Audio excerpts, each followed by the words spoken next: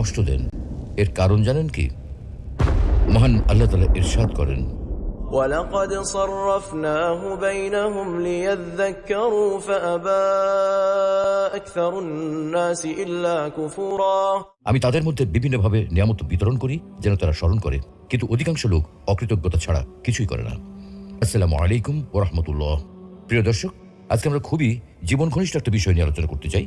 আমাদের জীবনে নানান দুঃখ কষ্ট, জীবন জীবিকার অনিশ্চয়তা এবং অর্থ কষ্ট নিয়ে বিস্তারিত আলোচনা করতে চাই। কেন আমাদের জীবনে এইসব দুর্যোগ ও দুঃখজনক ঘটনা ঘটে, তার প্রকৃত কারণ অনুসন্ধান করতে চাই। প্রিয় দর্শক, ইসলাম বিদ্বেষীদের একটা কমন প্রশ্ন, আল্লাহ থাকতে এত প্রাকৃতিক দুর্যোগ কেন?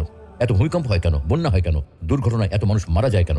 স্রষ্টা যদি থেকেই থাকেন, তবে তিনি কেন মানুষকে এত দুঃখ, কষ্ট ও বিপদ দেন? স্রষ্টা যদি থাকতেন, তবে তার সৃষ্টিকে সাহায্য করতেন, এভাবে তাকে বিপদের মধ্যে রাখতেন না।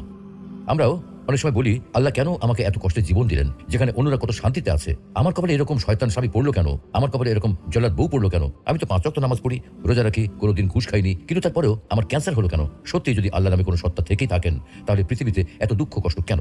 আসলে পৃথিবীতে কোনো সমস্যা থাকার মানে এই নয় যে কোনো পরম করুণাময় সৃষ্টিকর্তা নেই, বরং এটাই প্রমাণ হয় যে আমি সৃষ্টিকর্তা সম্পর্কে নিজে নিজে কিছু একটা ধারণা করে বসে আছি, যা মোটেও সঠিক নয়। বিশ্বের 40% মানুষের ইন্টারনেট ব্যবহার করার সামর্থ্য নেই। 10 থেকে 15% মানুষ ইন্টারনেট জিনিসটা চেনেই না। আপনি ইন্টারনেট ব্যবহার করেন তো? আপনি যখন এই ভিডিওটা দেখছেন, তখন বিশ্বের প্রতি 7 জনের মধ্যে অন্তত একজন মানুষ অভুক্ত বা না খেয়ে আছে। আপনি খেয়েছেন তো? বাংলাদেশে প্রতি মিনিটে অন্তত একজন মানুষ মারা যায়। আপনি যতক্ষণ ধরে এই ভিডিওটা দেখছেন, ততক্ষণ অন্তত 3 জন মানুষ মারা গেছে, আপনি এখনো বেঁচে আছেন। এভাবে আল্লাহ তাআলা বিভিন্নভাবে, নানা উপায়, বিভিন্ন ক্ষেত্রে আমাদেরকে নিয়ামত দান করেন। ইরশাদ হচ্ছে, وَلَقَدْ صَرَّفْنَاهُ بَيْنَهُمْ لِيَذَّكَّرُوا فَأَبَى أَكْثَرُ النَّاسِ إِلَّا كُفُورًا। আমি তাদের মধ্যে বিভিন্নভাবে নিয়ামত বিতরণ করি যেন তারা স্মরণ করে, কিন্তু অধিকাংশ লোক অকৃতজ্ঞতা প্রকাশ করা ছাড়া কিছুই করে না। আমরা যদি আল্লাহর নিয়ামত গুনতে থাকি, তাহলে কখনো তা গুনে শেষ করতে পারবো না।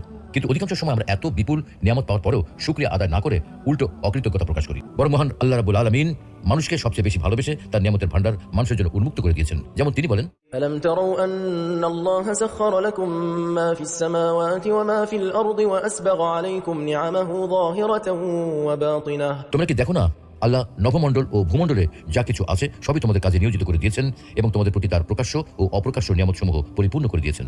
তাহলে প্রশ্ন আসে যে, মহান আল্লাহ রাব্বুল আলামিন যদি মানব জাতিকে এত নিয়ামতি দিয়ে থাকেন, এত অনুগ্রহ করে থাকেন, তাহলে তিনি কেন মানুষকে বিপদ আপদে ফেলেন? মানুষকে কেন তিনি কষ্ট দেন? আর মানুষকে কষ্ট দিয়ে তার লাভটা কি? তাই আল্লাহ তাআলা নিজেই এই প্রশ্নের উত্তর দিয়েছেন। মানুষকে তিনি কেন কষ্ট দেন, এত অসীম রহমতের অধিকারী হওয়া সত্ত্বেও কেন তিনি মানুষকে বিপদ আপদ দেন, তার উত্তরে পবিত্র কোরআনুল কারীমে স্বয়ং আল্লাহ রাব্বুল আলামিন নিজেই বলেছেন, وَلَنَبْلُوَنَّكُم بِشَيْءٍ مِّنَ الْخَوْفِ وَالْجُوعِ وَنَقْصٍ مِّنَ الْأَمْوَالِ وَالْأَنفُسِ وَالثَّمَرَاتِ وَبَشِّرِ الصَّابِرِينَ। অবশ্যই আমি তোমাদেরকে পরীক্ষা করব, কিছুটা ভয়, ক্ষুধা, মাল ও জানের ক্ষতি এবং ফল ফসল বিনষ্টের মাধ্যমে। তবে ধৈর্য ধারণকারীদের সুসংবাদ দাও। তার মানে আল্লাহ তাআলা আমাদেরকে পরীক্ষা করবেন, আমাদেরকে পরীক্ষা করার জন্যই দুঃখ কষ্ট দিয়ে থাকেন। এটাই তার সংবিধান, এটাই তার নিয়ম। এই নিয়ম শুধু আমাদের ক্ষেত্রে প্রযোজ্য নয়, বরং পূর্ববর্তী উম্মতদের ক্ষেত্রেও তিনি এমনটাই করেছেন। ক্ষুধা, কষ্ট, ক্ষতি, বিপদ আপদ ও বালা মুসিবতের মাধ্যমে তাদেরকেও পরীক্ষা করেছেন। পবিত্র কোরআনে আল্লাহ বলছেন, وَلَقَدْ فَتَنَّا الَّذِينَ مِن قَبْلِهِمْ فَلَيَعْلَمَنَّ اللَّهُ الَّذِينَ صَدَقُوا وَلَيَعْلَمَنَّ الْكَاذِبِينَ। আমি তাদেরকেও পরীক্ষা করেছি যারা তাদের পূর্বে ছিল।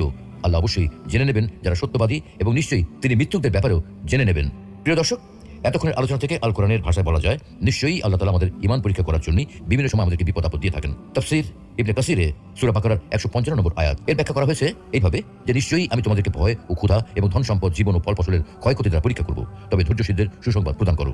অর্থাৎ এই আয়াতের মাধ্যমে আল্লাহ তাআলা ঘোষণা করেছেন যে তিনি অবশ্যই বিপদ আপদের মাধ্যমে নিজ বান্দাদের পরীক্ষা করেন। তবে যখন মুমিনগণ ধৈর্য ধারণ করার মাধ্যমে এই পরীক্ষায় উত্তীর্ণ হয়, তখন তারা প্রতিদান পেয়ে থাকেন। যেমন অন্য আরেক আয়াতে আল্লাহ বলছেন, وَلَنَبْلُوَنَّكُمْ حَتَّى نَعْلَمَ الْمُجَاهِدِينَ مِنكُمْ وَالصَّابِرِينَ وَنَبْلُوَ أَخْبَارَكُمْ। আমি অবশ্যই তোমাদেরকে পরীক্ষা করব যতক্ষণ না আমি জেনে নেই যে তোমাদের মধ্যে কে জিহাদকারী ও ধৈর্যশীল, এবং আমি তোমাদের কার্যাবলী পরীক্ষা করি। আল্লাহ তাআলা মানুষকে কখনো পরীক্ষা করেন উন্নতি ও মঙ্গলের দ্বারা, আবার কখনো পরীক্ষা করেন অবনতি, অমঙ্গল, ভয় ও ক্ষুধা তথা অভাব দ্বারা। অর্থাৎ সামান্য ভয়ভীতি, কিছু ক্ষুধা, কিছু ধনমালের ঘাটতি, কিছু প্রাণের হ্রাস, অর্থাৎ নিজের অপরের, আত্মীয় স্বজনের এবং বন্ধু বান্ধবের মৃত্যু, কখনো মাঠে ফলানো উৎপাদিত ফসল, কখনো কলকারখানায় উৎপাদিত প্রোডাক্টের ক্ষতি, এইসব দ্বারা আল্লাহ তাআলা বান্দাদেরকে পরীক্ষা করেন। কিন্তু যারা এতে ধৈর্য ধারণ করেন, তাদেরকে তিনি উত্তম প্রতিদান দান করেন।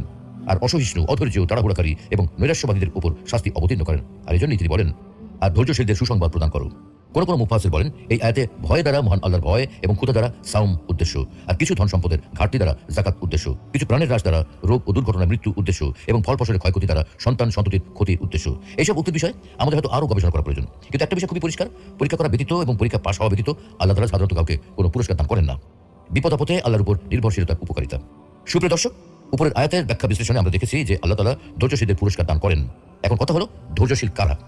ধৈর্যশীলদের পরিচয় বর্ণনা করে আল্লাহ নিজে ঘোষণা দিচ্ছেন যে এই সব লোক তারাই যারা সংকট সংকীর্ণতা ও বিপদ আপদের সময় ইন্না লিল্লাহ পড়ে এবং একথা দ্বারা নিজেদের মনকে সান্ত্বনা দেয় যে সেটা করার অধিকার আল্লাহর আছে।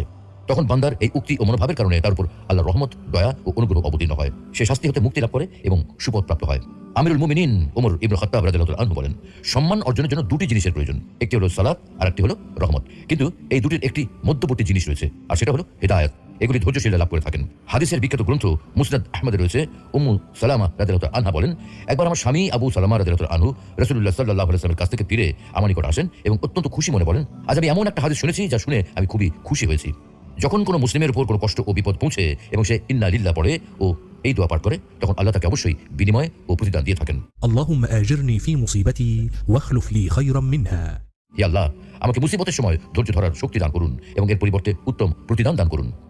উম্মু সালামা রাদিয়াল্লাহু আনহা বলেন, আমি এই দোয়াটি মুখস্থ করে নেই। অতঃপর আবু সালামা রাদিয়াল্লাহু আনহার ইন্তেকাল হলে আমি পাঠ করি ইন্না লিল্লাহি ওয়া ইন্না ইলাইহি রাজিউন এবং এই দোয়াটি পড়ে নেই।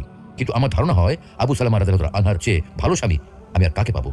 কিন্তু বাস্তবতা হচ্ছে আমার ইদ্দত শেষ হওয়ার পর রাসূলুল্লাহ সাল্লাল্লাহু আলাইহি ওয়াসাল্লাম আমাকে বিয়ে করার ইচ্ছা প্রকাশ করেন। প্রস্তাব পেয়ে আমি বললাম, এটা তো আমার জন্য বড়ই সৌভাগ্যের ব্যাপার, কিন্তু আমার কিছু সমস্যা আছে। প্রথমত, আমি একজন অভিমানী নারী, না জানি এর কারণে কখন আমি আপনার অপছন্দের কোনো কাজ করে ফেলি, না জানি এর কারণে আল্লাহর নিকট আমার শাস্তি হয় নাকি।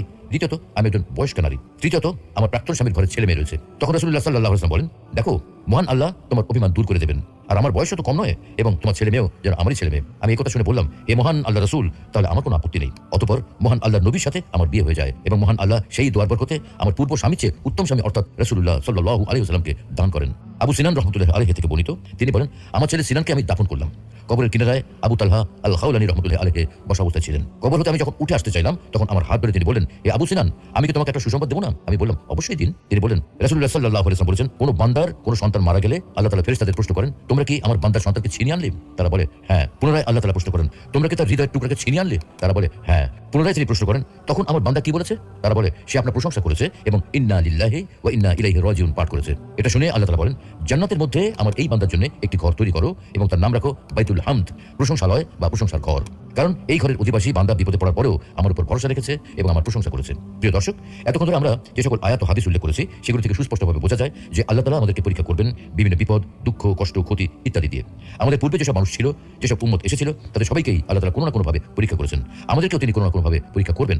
আমাদেরকে সেই পরীক্ষায় উত্তীর্ণ হতে হবে। এই পরীক্ষার মাধ্যমে বের হয়ে আসবে কারা ধৈর্যশীল, কারা তার উপর ভরসাকারী, আর কারা তার প্রতি অকৃতজ্ঞ ও হতাশাবাদী। আমরা যদি এই পরীক্ষায় উত্তীর্ণ হতে পারি, তবে পুরস্কার হিসেবে রয়েছে জান্নাত, আর না হতে পারলে জাহান্নাম। তাই আমাদেরকে ধৈর্যশীল হতে হবে, কারণ আল্লাহ আগেই আমাদেরকে জানিয়ে দিয়েছেন তিনি আমাদেরকে পরীক্ষা করবেন বিপদ আপদ, দুঃখ, কষ্ট ইত্যাদির মাধ্যমে। যেহেতু আমাদেরকে আগে পরীক্ষা করার কথা জানিয়ে দেওয়া হয়েছে, তাই আমাদেরকে সেই পরীক্ষাতে উত্তীর্ণ হতেই হবে। আপনি আল্লাহর নেওয়া এই পরীক্ষায় সফল না হতে পারলে শাস্তি হিসেবে রয়েছে জাহান্নাম। আপনি এই পরীক্ষায় উত্তীর্ণ না হয়ে যদি জাহান্নামে যান, তবে এই জাহান্নামে যাওয়ার জন্য আপনি নিজেই দায়ী থাকবেন। কোনোভাবেই আপনি আল্লাহকে দোষারোপ করতে পারবেন না, কারণ আল্লাহ আপনাকে কোরআনের মাধ্যমে আগেই জানিয়ে দিয়েছেন তিনি আপনাকে পরীক্ষা করবেনই। তাই সর্বদা ধৈর্যশীল থাকুন, তার উপর ভরসা করুন এবং আল্লাহর শুকরিয়া আদায় করুন।